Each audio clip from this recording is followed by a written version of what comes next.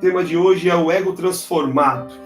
E o subtítulo é A Humildade que Brota do Evangelho e Traz a Verdadeira Alegria. Ok?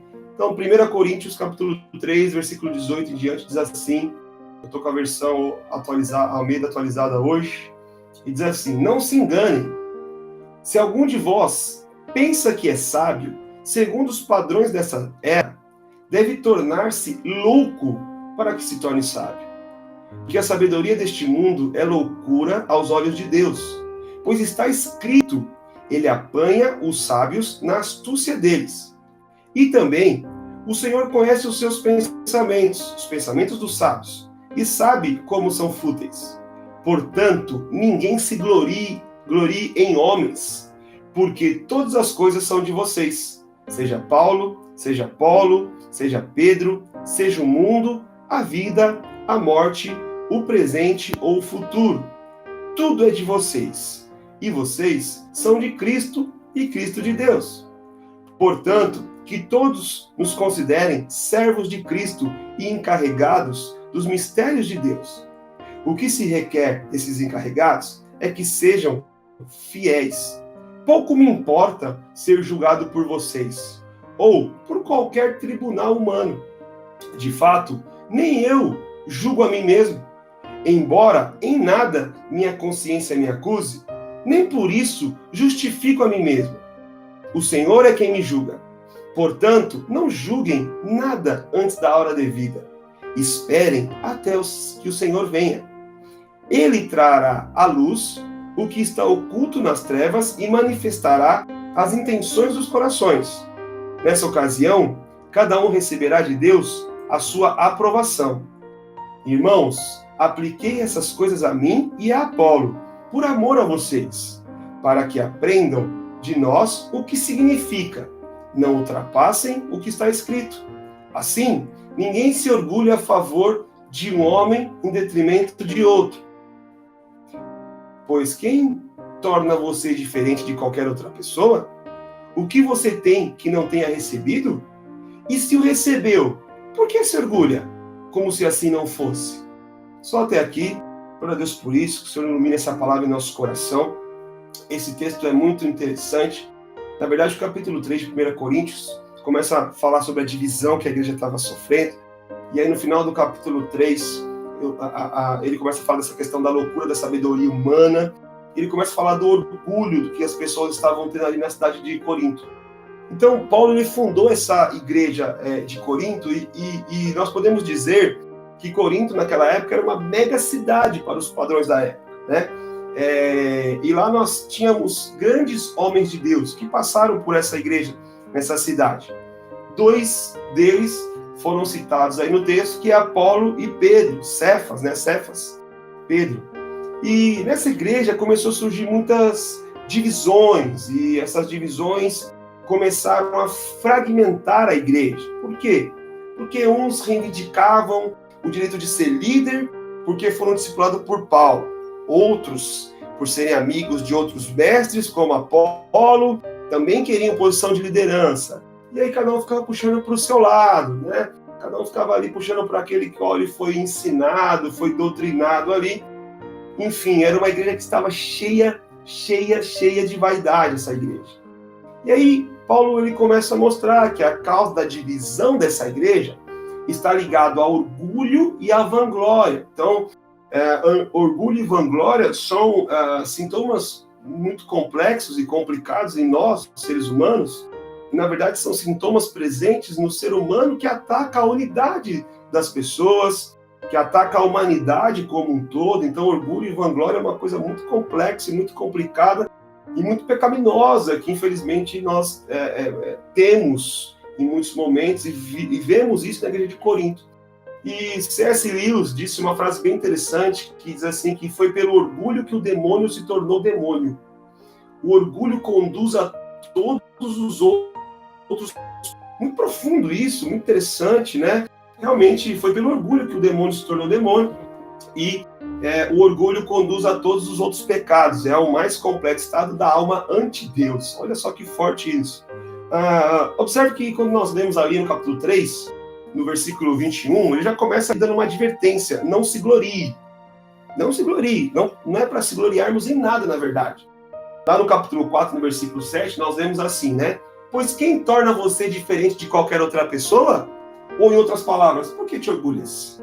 Na verdade, porque te orgulhas está em outras versões bíblicas, né? E observe também que lá no versículo 6 do capítulo 4, né? Ele também tem essa advertência: ninguém se encha de orgulho em favor de um contra o outro, ou em detrimento do outro. Então está falando, não se orgulhe, gente. Não se orgulhe por coisas que vocês fazem. Então, nada de orgulho, nada de vanglória. E nós temos que buscar, obviamente, algo muito importante para nós, que o oposto disso, obviamente, do orgulho, e aí é uma qualidade para nós, que é a humildade. Mas nós precisamos entender a humildade, né? E hoje eu não vou explanar tanto sobre humildade. Mas tem uma frase de Spurgeon que eu gostei bastante também, que diz assim: quando o homem é sinceramente humilde, quando o homem é sinceramente humilde, e nunca se aventura a atribuir um único grão de louvor para si mesmo, não há praticamente nenhum limite para o que Deus possa fazer por meio dele. Se esvaziarmos nossos corações de si mesmos, Deus irá encher com o seu amor. Olha que interessante isso. Quando, na verdade, nosso coração brota uma humildade tamanha que nós não vamos atribuir nada, nem um grãozinho de areia, né, como louvor para nós mesmos, o que acontece? Nosso coração está totalmente livre para Deus atuar e por meio de nós Deus agir. E se a gente esvaziar o nosso coração de nós mesmos, obviamente que Deus vai encher dele próprio. E isso é poderoso. Então, a humildade, ela tem a ver com esse esvaziamento todo nosso. Agora, é muito complicado, porque às vezes existe uma falsa humildade, a pessoa fala assim, não, sabe, né? Imagina. Então, existe uma diferença muito grande em humildade, em falsa humildade, em orgulho, e aí nós temos que estudar sobre isso, meditar, orar. Agora, o fato é que o antídoto para o orgulho é o Evangelho, né? O antídoto para o orgulho é o Evangelho. O Evangelho é a própria humildade, porque o Evangelho é Cristo. O Evangelho são as boas novas. E Cristo é um exemplo de humildade. Então, é através do Evangelho que Deus nos mostra, obviamente, a grandeza dele em nosso favor por meio de Cristo. O ponto, queridos, é que, estudando comportamento humano, e a gente verificando as histórias bíblicas que são importantes para nós, e são palavras inspiradas por Deus, nada que está na Bíblia está ali por acaso, Deus assim o permitiu e validou e carimbou tudo isso. O fato é que posso me arriscar a dizer que todo mundo tem orgulho. Todo mundo tem orgulho. O que varia é o grau desse orgulho, mas todo mundo vai ter um tipo de orgulho, um nível de orgulho, mas o que varia é o grau que esse orgulho tem, né? Tamanho ao qual ele está. Então, para você ter uma ideia, hoje em dia, as causas dos problemas é a questão da baixa valorização de si mesmo. Então, nós estamos numa sociedade hoje que as pessoas elas têm muita baixa estima. E isso se tornou um problema, porque as pessoas hoje elas são colocadas muitas vezes como vítima por ter baixa estima. Só que é interessante que antes do século XX, as pessoas tinham a estima elevada demais, né? Pavãozão demais, pavão, tal. E isso também era um problema naquela época. Também causava problema as pessoas terem também essa elevação de autoestima. Então, nem outra coisa vai ser um nivelador para a nossa vida. Então, nem ter autoestima absurdamente gigantesca, né, exacerbada é a solução, e nem ter baixa estima é a solução. Então, nenhuma nem outra vai ser um critério de nivelador para nós, ok? Infelizmente, nós vivemos numa de hoje que o pecado não ofende mais. O pecado hoje, muitas vezes, é visto como apenas um erro, mas não um erro no sentido da palavra pecado, de errar realmente ali o alvo e se arrepender nesse sentido, e ter a metanoia nesse sentido. Então, o pecado simplesmente hoje, pela sociedade, ela tem sido visto como um erro, mas não a nível de pecado espiritual. Então, muitos pecados nem ofendem mais a sociedade. John MacArthur também, acho que é assim que se pronuncia, John MacArthur, se eu não me engano, também é um grande pastor aí americano, escreve muita coisa também. Tem uma frase dele bem interessante que diz assim: vivemos em uma cultura que elevou o orgulho ao status de uma virtude. Olha que interessante. Vivemos em uma cultura que elevou o orgulho ao status de uma virtude. A sociedade atual nos incentiva a buscar autoestima, sentimentos positivos, né? Uma dignidade pessoal, a minha reputação. Né? Ao mesmo tempo, a responsabilidade moral que as pessoas têm que ter está sendo substituída pelo vitimismo. O vitimismo ensina as pessoas a culparem os outros pelos seus fracassos e iniquidades pessoais. Isso é uma verdade, né? Nós vemos hoje muitas coisas acontecendo, até muitas atrocidades, para falar a verdade, e às vezes você ouve assim: nossa, que coitado, não teve uma oportunidade. Sim, em muitos casos não vai ter uma oportunidade, isso é fato também, mas não é só isso. E aí nós temos que ter essa reflexão. Então não é só achar que só existe vítima, né? E também não é ter o nível de autoestima que, tipo, super-homem. Não, nenhuma coisa nem outra. E por que eu estou falando tudo isso? Porque, lógico, nós estamos embasando aqui a questão do ego que tem que ser transformado, né?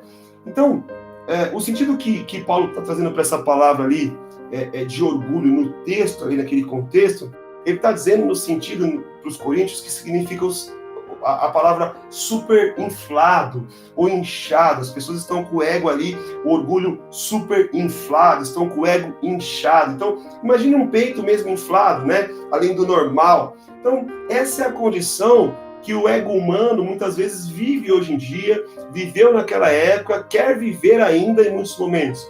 Um ego inflado, um ego cheio. E aí é interessante que nós temos 4 verdades sobre o ego nesse livro que eu citei para vocês. E a primeira verdade é o ego vazio. O que acontece? O ego super inflado, quando a pessoa é orgulhosa ao extremo, ela tem esse ego super inflado. Mas o fato de ele estar super inflado também denuncia algo. Ele é oco por dentro, porque é o ego vazio. Então, uma das verdades pro orgulho que a gente tem que entender é que o ego ele é vazio nesse sentido. Quando ele está realmente super inflado, ele está vazio. Por quê? Porque o ego ele vai criar uma vida em torno de algo que não seja Deus, porque ele quer ser o próprio Deus. Ele quer toda a vanglória. O ego ele quer ir além de Deus, criando o seu próprio senso de valor e propósito. Ele quer criar o seu próprio modelo de vida, independente de qualquer coisa. Mas ele está vazio, porque tem uma falta. E aí, queridos, falando aqui da sociedade, citamos situações, mas a única coisa que pode preencher um ego vazio não é o status, não é a reputação, não é quantos cursos ele tem, não é porque ele foi discipulado, não é sendo de Apolo, de Pedro, é sendo de Cristo. A única forma de preencher o ego vazio é em Deus. Sabe por quê?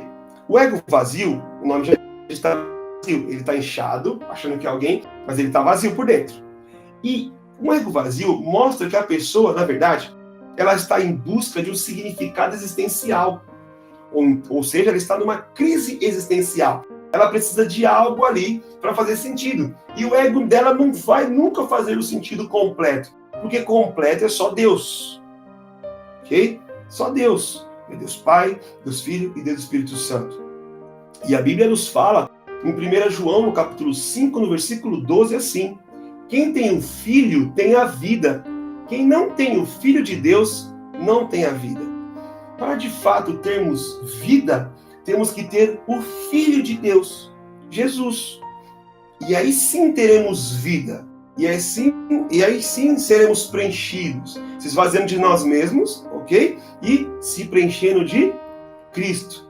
Então, querido, o orgulho espiritual, né, esse ego, é uma ilusão que a gente cria em nós mesmos, que a gente pode ter competência para, sem Deus, conduzir nossa vida. Nós não podemos, nós na verdade não temos competência para conduzir a nossa vida sem Deus. Na verdade, arrisco a dizer por mim que, eu vou dizer com certeza, mesmo tendo Deus, e ainda sou incompetente, totalmente incompetente de discernir o que Deus quer para mim. Me dá umas crises às vezes, vocês não têm noção. Mas eu preciso discernir também. Então, tendo Cristo já é uma crise, imagina sem. Olha que interessante também o que disse um escritor, filósofo, cristão, né? Blaise Pascal. Blaise Pascal, ele disse assim: o homem já teve a verdadeira felicidade. O homem já teve a verdadeira felicidade. Lembre-se, nós somos criados em imagem e semelhança do Senhor, de Deus. Ok? Então, o homem já teve a verdadeira felicidade, da qual agora resta nele apenas o sinal e o espaço vazio que ele tenta em vão preencher com as coisas ao seu redor, externamente, procurando em coisas ausentes a ajuda que não obtém nas coisas presentes. Ou seja, as coisas que tem não se alegra e o que não tem sofre querendo ter. Olha só. Essas, porém, são todas incapazes, porque o abismo infinito pode ser preenchido somente por um objeto infinito e imutável, ou seja, apenas pelo próprio Deus. Olha que poderoso isso. O homem já teve essa verdadeira felicidade. Ele foi criado em imagem e semelhança, mas ele se perdeu no caminho. Ele flertou com algo que ele não poderia ter flertado. Ele ficou com um orgulho ali, se envaideceu. Ele quis ser igual a Deus. Adão e Eva começou ali. E a serpente enganou e eles foram traídos por isso. E aí o homem cai e o homem perde essa existência de Cristo dentro dele. Mas na cruz Cristo recupera isso para nós. Mas o homem já teve essa verdadeira felicidade. E quando ele fica buscando essa felicidade em coisas que ele não tem, e no que ele tem, ele não se alegra, olha só as duas situações. Ele continua infeliz, porque só Cristo, só Deus, só esse objeto infinito e imutável pode de fato preencher a gente. Senão o ego vai ser sempre vazio. Outra verdade que acontece, e acontecia com os coríntios ali, e acontece muito hoje em dia, é o ego dolorido. Né? O que é o ego dolorido? É o ego quando você estica demais, quando você infla o peito, quando você, né, infla assim o peito, você estica. E aí quando você estica, já esticou muito um braço seu, já machucou um dedinho seu? Quando você estica demais, dói, né? Quando você estica além do que deveria, aquela esticada pode gerar até uma lesão. Então, o que acontece? O ego fica dolorido também. Trazendo para esse exemplo do corpo, mas o ego distendido, esticado demais, super inflado demais, vai doer. Se você vai esticando por muito tempo o braço, puxando, ele vai doer, vai esticar demais. Então, perceba isso no seu corpo até, né? Quando você estica demais, vai doer. Por que dói? Porque o ego quer chamar a atenção. E quando o ego não consegue chamar a atenção, dói. O ego, ele dificilmente se sente feliz. Ele sempre está dodói. O ego quase sempre está dodói, para não dizer sempre. Agora, por que dói? Por que está dolorido? Se está dolorido, é porque tem algo de errado. Quando você bate o seu pezinho, quando você bate o seu braço e tal, começa a doer. Se está doendo, está sinalizando o que para você? Tem algo de errado. O ego dolorido tem algo de errado. Porque o ego, na verdade, ele vive para chamar a atenção para si mesmo, né? Isso é interessante. Muitas pessoas às vezes reclamam, né, que foram feridas em seus sentimentos, mas muitas vezes não é o sentimento, é o ego. Às vezes o sentimento está tudo bem, mas é o ego que foi ferido, é o ego que não foi alimentado, é aquela atenção que ela queria que ela não recebeu, né? Então, às vezes é o ego que está realmente dolorido ali e a pessoa acha que é o sentimento dela que está realmente mandando. Só que aí esse ego, ele vai deprimir os sentimentos. Aí ele vai fazer todo um trabalho de vitimismo e tudo mais. Então, quando a gente vive no orgulho, a gente tem o ego vazio, a gente tem o ego dolorido, né? A gente também tem o ego atarefado. Ou seja, o que o ego atarefado faz? Ele faz de tudo para ser notado, né? Ele gera muito trabalho para ele. Ele faz de tudo para aparecer. Ele quer ser notado. Ele quer falar melhor, ele quer falar mais bonito, ele quer mostrar mais serviço, ele quer... Claro que é importante fazer as coisas, é importante buscar ser o melhor funcionário possível. Ninguém está discutindo isso. O ponto é qual a motivação de fazer. Por que eu faço o que eu faço? Para quem eu faço o que eu faço? Né? Então, o ego, ele atarefado, ele quer ser notado. E ele é incansável em fazer comparações e trazer a vanglória para si, né? Então, o ego, ele vive se comparando com outras pessoas, ele faz isso o tempo todo, o ego atarefado. E por que ele faz isso, se comparar com as pessoas? Porque ele tenta lidar com o ego da parte vazio dele. Ele tenta lidar com esse desconforto que é causado na vida dele, porque o ego dele também está vazio. Então, você imagina, o ego está vazio, mas ele fica atarefado tentando se comparar com os outros para tentar ver se melhora as coisas. E aí ele fica dodóizinho porque ele está inflado demais. Olha que loucura! Então o ego, ele é o orgulhoso, na verdade, ele é competitivo por natureza, por definição. A competitividade é o que se acha no centro do orgulho. Competitividade é o que se acha no centro do orgulho. Olha que coisa forte, né? O orgulhoso, ele não se satisfaz em ter uma coisa apenas. Ele não se satisfaz. E ele não se satisfaz em ter uma coisa apenas igual aos outros. Mas ele quer ter em quantidade maior do que os outros. Então ele não quer ter uma coisa apenas igual. Ele quer ter uma coisa em quantidade maior que os outros. E ele fica o tempo todo competindo. Eu sou desse, eu sou daquele, eu sou de Paulo, eu sou de Apolo, eu sou de fulano, eu sou de Beltrano, eu sou de Cristo. Eu faço parte do reino, né? Isso é muito importante. As estruturas existem para dar uma balizada, uma organizada. Nós somos de Cristo, isso é muito importante. E temos que viver como tal. As pessoas falam, eu sou cristã. Não, você tem que viver como cristão. Eu sou evangélico não praticante. Algo que você não pratica, você não é, né? Então, a gente tem que, de fato, entender essas questões. Outra coisa que o ego também, ele acontece com ele, é que ele é frágil. Isso acontece porque... Por quê? Porque qualquer coisa que está muito inflada, pega uma bexiga. Ela está muito inflada, né? O que você faz com a bexiga? Puf, põe um alfinete, ela estoura. Por quê? Porque também está vazio. Então, o ego também é frágil nesse sentido. Ele estica demais e corre o perigo de estourar, porque ele está vazio demais. Então, como essa bexiga que eu usei de exemplo. E o que acontece? Uma pessoa que tem o ego frágil, o que ela faz bastante? Ela agride. Ela ataca para se defender. Porque ela não tem muito recurso. Então, o recurso que ela tem, ela agride. É igual um animal, um predador menor, que tenta se defender com as suas pequenas defesas ali. Sei lá, um porco espinho que vai tentar lançar espinho num leão, porque é o que ele tem. Ele tenta se defender com aquilo. Não sei se o exemplo está sendo feliz nesse sentido, mas ele está tentando se defender com o que ele tem. O ego é assim também. Ele tenta se defender com o que ele tem. E a defesa do ego, na verdade, é uma defesa de ataque. Ele agride para se defender, porque ele é frágil, porque ele vai ser exposto, porque vão perceber que ele é fraco. E a pessoa que tem esse ego frágil, ela não quer ser exposta, porque ela compara, porque ela compete, porque ela é vazia, porque ela tem crise existencial, então ela não quer. Então ali, voltando para o texto agora também, ali em 1 Coríntios, no capítulo 4, no versículo 3 e 4 especificamente, ali, Paulo está mostrando aos coríntios que o evangelho transformou o senso de valor deles, né? E a maneira que eles consideram a própria identidade em Cristo Jesus.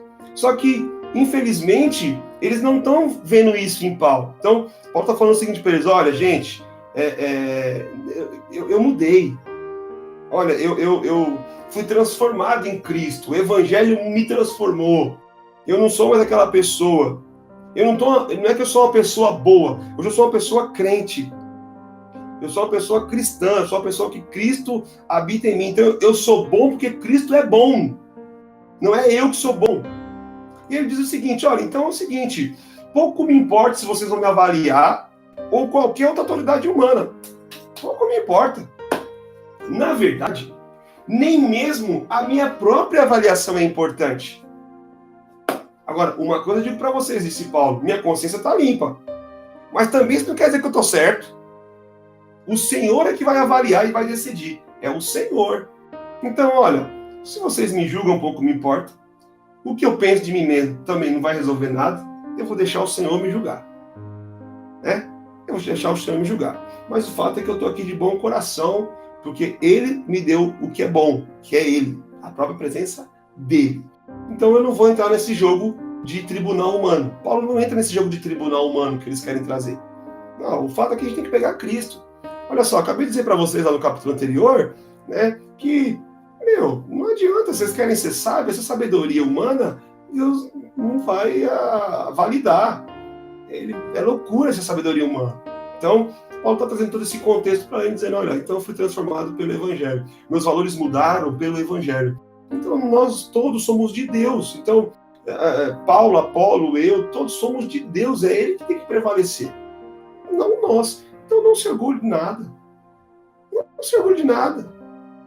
Pensa comigo. Hitler, por exemplo, que foi o nazista, talvez, obviamente, acho que o mais famoso aí do mundo, ele provavelmente para ele ali, ele estava com consciência limpa. Provavelmente. Ele acreditava numa raça pura que ele ia desenvolver, provavelmente. Ele acreditava que os judeus eram uma ameaça, provavelmente. Né? Estava com a consciência ali limpa ali. Mas isso não significa que ele é inocente. Então, às vezes, o que Paulo está dizendo ali? Seguinte, eu estou com a consciência limpa, mas não quer dizer que eu sou inocente. Né? Porque muitos também poderiam falar assim, nós também estamos com a consciência limpa, mas eu sou de Apolo, eu sou de... você pode achar que tá, mas de fato, não se precipite. Deus vai vir no tempo certo e vai julgar tudo isso. Então nós também temos que ter cuidado. Às vezes, não, eu estou em paz. Deus falou comigo. Será? Abrindo um parênteses aqui, será que Deus falou mesmo? Né?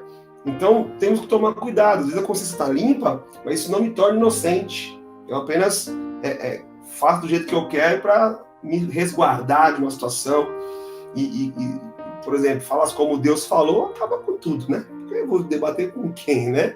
Mas Paulo não cai nessa armadilha aí do tribunal humano, não. Ele não dá veredito para ninguém, nem o seu próprio veredito nesse sentido, né? Isso é muito importante. E ali Paulo também está lembrando o pessoal de Corinto, né? Então assim, olha, gente, eu sou ministro de Deus e o que me importa é fazer o que o Pai pediu. Eu quero fazer o que o Pai pediu. Então assim, eu não estou preocupado se eu vou ser julgado. Eu preciso completar a obra. Lembra da missão? Qual que é a nossa missão? A missão é não ser desse mundo. Eu preciso completar a obra. Eu preciso ser luz do mundo. Eu preciso ser sal da terra. Eu preciso ser um dispenseiro, um mordomo fiel. Eu não tenho tempo a perder. Eu preciso ser encontrado fiel na obra que Deus trouxe para mim. Olha o que diz a palavra do Senhor em 1 Timóteo 1,15. Paulo diz assim, esta é uma afirmação digna de confiança e todos devem aceitá-las. Cristo Jesus veio ao mundo para salvar os pecadores, e eu sou o pior de todos, ou o qual eu sou o principal. Olha que interessante, embora o apóstolo se considere o principal dos pecadores, esse fato não impede ele de realizar a obra a qual ele foi chamado. Então eu acho que a gente tem que ter o mesmo sentimento, nós somos pecadores, nós somos miseráveis, carecemos da graça, a graça veio, isso nos capacita a pregar o evangelho, mesmo sabendo quem nós somos, né?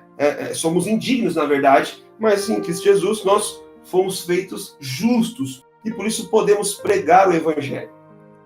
Nós temos condição agora de pregar esse evangelho. Então, amado, o orgulho é algo que não deveria ser natural para nós. Infelizmente se tornou natural para essa sociedade de protagonistas e sociedade onde tenha uma autoestima e você vai ser alguém, né? O certo é, tenha Cristo e Cristo será glorificado. Você continua sendo só o servo. Não é verdade? Né? Pois nós não temos motivos para se orgulhar em nós mesmos, porque nós não fizemos nada. É só olhando para as boas novas, é só olhando para o Evangelho que nós vamos ter tudo que nós precisamos, que nós vamos encontrar a vida ali. Isso é muito importante. Olha o que diz a palavra do Senhor em Gálatas 22. Mas o Espírito produz esse fruto: amor, alegria, paz, paciência, amabilidade, bondade, fidelidade, mansidão e domínio próprio. É o Espírito que produz as coisas boas. Não há lei contra essas coisas. Aqueles que pertencem a Cristo Jesus crucificaram as paixões e os desejos de sua natureza humana. Uma vez que vivemos pelo Espírito, sigamos a direção do Espírito em todas as áreas de nossa vida.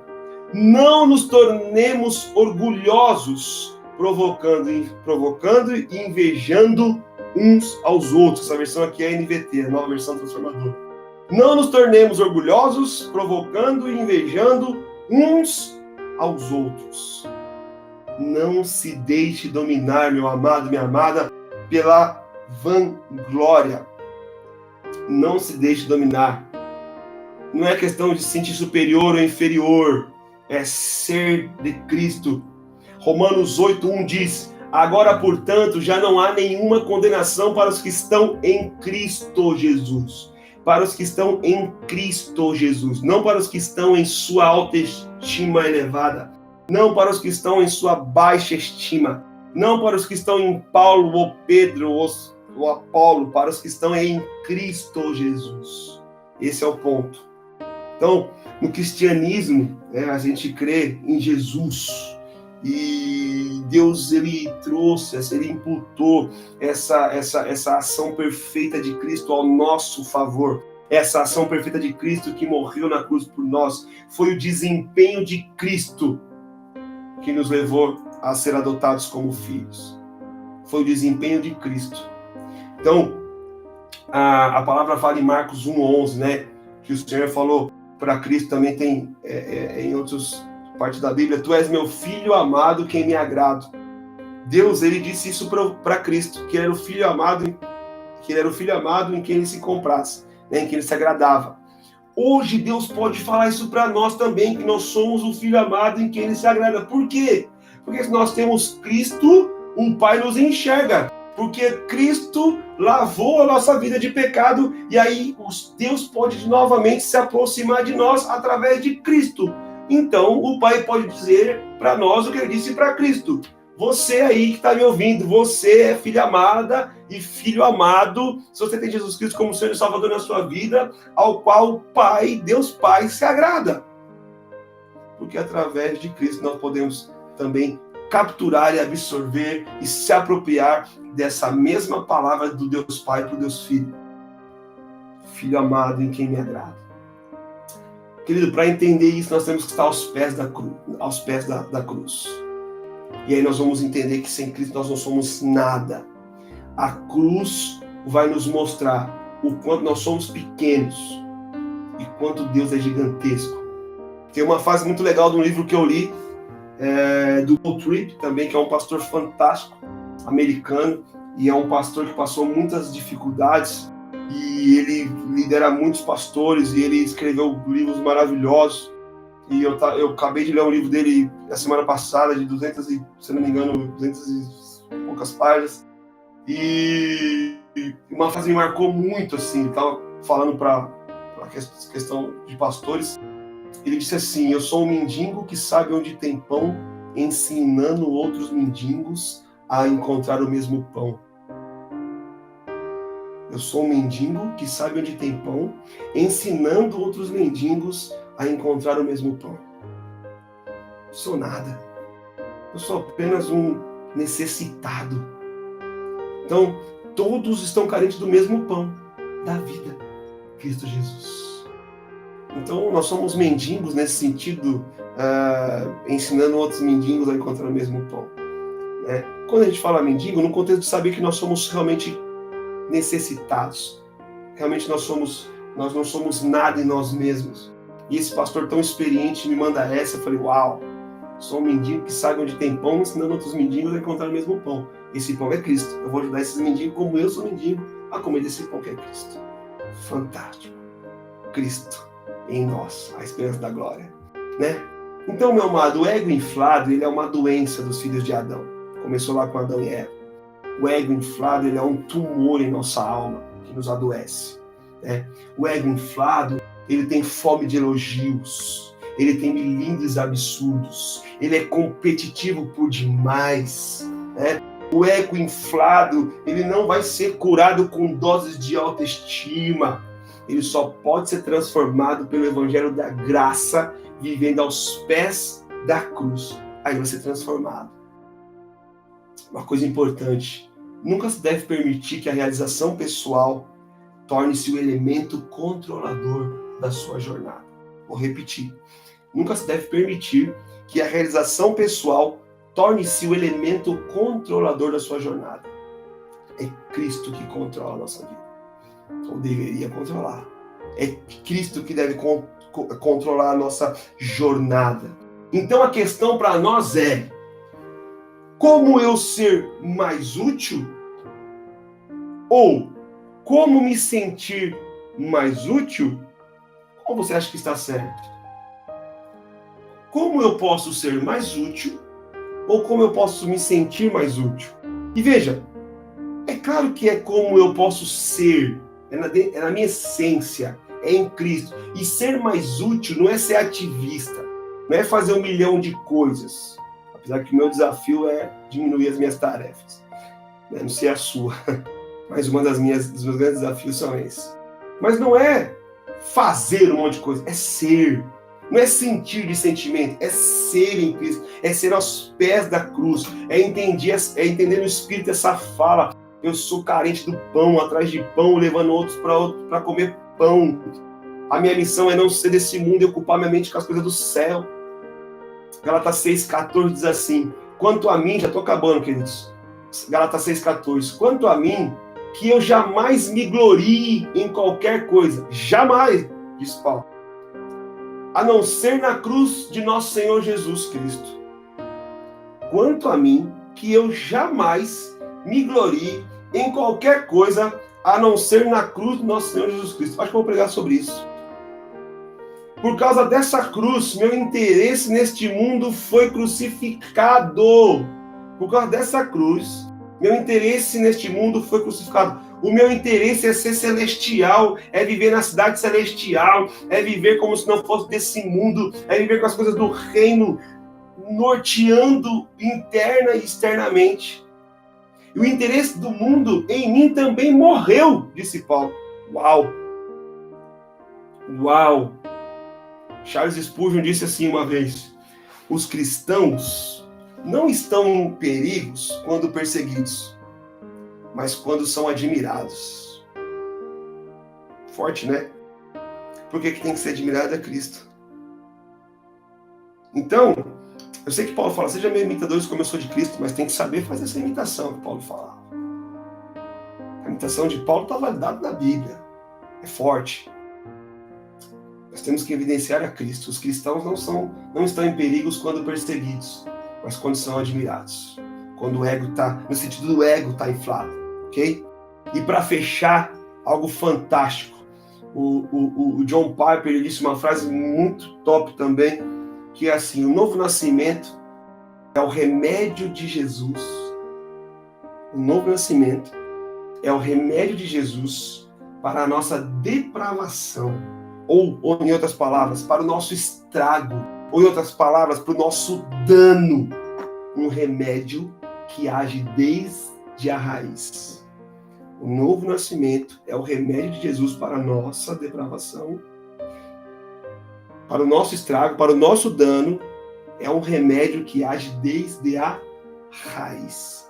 Irmão, que eu diminua e que ele cresça. Se eu não me engano, João 3,30 fala sobre isso. João, deixa eu ver se é João 3,30, para não ele cresça e eu é necessário que ele cresça e eu diminua. João 3,30 mesmo. Irmão, recebe essa palavra no seu coração, amém?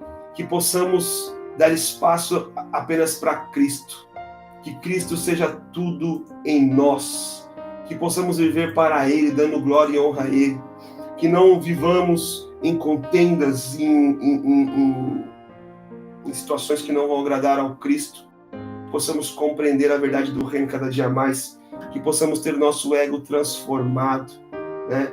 A humildade que brota do Evangelho e traz a verdadeira alegria. É um livro de 46 páginas, estou aprendendo muita coisa ainda com ele. Muita coisa que eu coloquei aí também nem estava nele, mas a base dele eu coloquei para vocês. Que vocês vivam esse melhor de Deus, a humildade de Cristo, servindo com todo o coração a Cristo, fazendo o teu melhor em Cristo. E lembre-se, servir a nós mesmos é escravidão. Isso é um perigo. Então, recebe no teu espírito essa palavra. E eu quero orar por você agora nesse momento, quero orar por mim nesse momento. Será que nós temos buscado se sentir útil ou ser útil? Será que nós estamos fazendo como fez esses irmãos de Corinto ali, lutando por coisas externas e humanas? Ou não, pastor, não estamos fazendo isso, estamos realmente olhando para o alto, para Cristo, e independente do julgamento humano, nós estamos fazendo para Ele e de coração correto. O fato é que Deus sonda o nosso coração. Ele sabe o que nós fazemos ou deixamos de fazer. Vamos orar sobre isso, então, em nome de Jesus? Onde você está aí, com seus olhos fechados, nesse momento, eu quero orar por nós. Senhor, em nome de Jesus, Papai, eu te peço que sonde o nosso coração. Sabemos que o nosso coração nos engana, sabemos que a nossa mente se corrompe, sabemos, Senhor, que temos uma natureza que foi caída, sabemos, ó Pai, que infelizmente nós pecamos, e todos pecaram, como diz a palavra, e todos estão destituídos da glória de Deus. Mas através de Cristo, o Senhor nos resgatou, nos trouxe vida, nos deu vida e vida em abundância. Senhor, ajuda a minha pessoa, ajuda os meus irmãos da Rede Conectada, os visitantes, os parentes que aqui estão, os amigos, a discernir, Senhor, a Tua vontade. A discernir, Senhor, o que nós temos feito, e se temos feito com o coração correto, se temos feito para Ti, Senhor, muito mais do que cumprir com compromissos, muito mais do que, Senhor, cumprir com afazeres, muito mais, Senhor, que bater um cartão em situações que são administrativas. Senhor, muito mais que isso. Nós queremos se alegrar na Tua presença. Nós queremos se alegrar na Tua cruz. Nós queremos compreender em profundidade, Senhor, o Teu Evangelho. Nós queremos compreender, Senhor, essas verdades que foram pregadas hoje, Senhor, que nós não somos nada sem Ti, e somos mendigos, mas sabemos onde tem pão, e vamos levar outros mendigos, Senhor, a comer também desse pão. Tu és o pão da vida. Alinha a nossa vida, alinha nossos pensamentos, alinha nosso comportamento, alinha nosso coração, Senhor, que possamos tirar os olhos das coisas terrenas, que possamos tirar os olhos, Senhor, de situações que nos roubam no dia a dia, para que possamos estar focados na Tua palavra, para que possamos estar focados no relacionamento contigo, Senhor, e entender também no Espírito. Eu oro, meu irmão, para que você também entenda no Espírito, assim como eu tenho buscado entender, que estar em relacionamento com Cristo muitas vezes é estar em agonia da vida, é estar em dificuldade em circunstâncias da vida, é estar como Jesus no jardim, estar agoniado muitas vezes, mas sabendo que Cristo está conosco, Cristo é por nós, e se Deus é por nós, quem será contra nós? Senhor, nos ajude a aprender a suportar as dores, nos ajude a aprender a lidar com as diversidades, nos ajude também a celebrar, Senhor, e saborear também a graça, a vitória da cruz que o Senhor deu a nós, em nosso favor. Reconhecemos que não é por nossa força e nosso desempenho, é por Tua força. Senhor, nós queremos matar o nosso ego nesse sentido, Senhor. Senhor, nós queremos matar o nosso orgulho nesse sentido, Senhor. Nos ajude, Senhor, nos coloque nesse caminho, nessa trilha, Senhor, de transformação do nosso ego. Que possamos, ó Deus, permitir que esse remédio do novo nascimento chegue até a nossa raiz e nos transforme completamente, Senhor. Queremos permanecer nessa jornada, Senhor, e sermos encontrados fiéis. Assim eu oro, Pai, por mim, pelos meus irmãos, minhas irmãs, em nome de Jesus. Amém.